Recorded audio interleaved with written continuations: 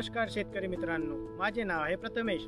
मी आपल्या सर्वांचे स्वागत ॲग्रीवाला यूट्यूब चॅनलवर करत आहोत। मित्रांनो, आज आपण हरभऱ्यावरील पहिल्या फवारणीचे व्यवस्थापन बघणार आहोत। या सध्याच्या परिस्थितीमध्ये महाराष्ट्रात बहुतांश ठिकाणी हरभऱ्याची पेरणी झालेली आहे व अद्याप पेरणी सुरू आहे।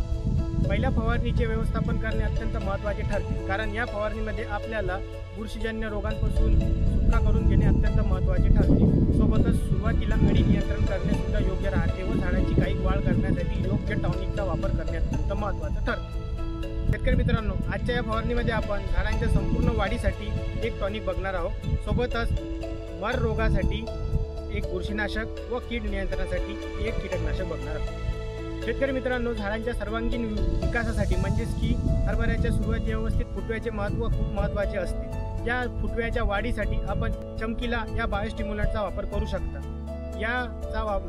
याचा वापर आपल्याला 40 मिली प्रति पंपासाठी करायचा आहे। याचा वापर केल्याने आपल्याला हरभरा पिकातील सर्वांगीण वाढ आढळून येईल। सोबतच या अवस्थेमध्ये मर रोगाचा प्रादुर्भाव खूप मोठ्या प्रमाणात असतो। तर या मर रोगाच्या नियंत्रणासाठी आपण कार्बेंडेझिम प्लस मॅन्कोझेब हे घटक असलेले कुबेर हे बुरशीनाशक वापरू शकता। याचा वापर आपल्याला पंपाला 40 ग्राम प्रति पंप करायचा आहे। सुरुवाती अवस्थेमध्ये कीड नियंत्रण करणे महत्त्वाचे ठरते। सुरुवाती अवस्थेत अळी मोठ्या प्रमाणात नसते, त्यासाठी आपल्याला क्लोरोपायरीफॉस 50% व सायपरमेथ्रिन 5% हे घटक असलेले हमला 550 याचा वापर 30 ते 40 मिली पंपासाठी करायचा आहे। याद्वारे आपल्याला संपूर्ण अळी नियंत्रण होईल।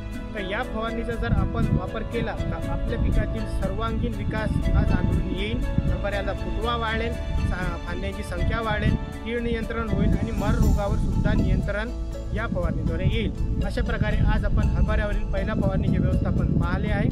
व्हिडिओ जर आवडला असेल तर मित्रांना शेअर करणं मात्र नक्की विसरू नका व चॅनलला सबस्क्राईब करा। धन्यवाद।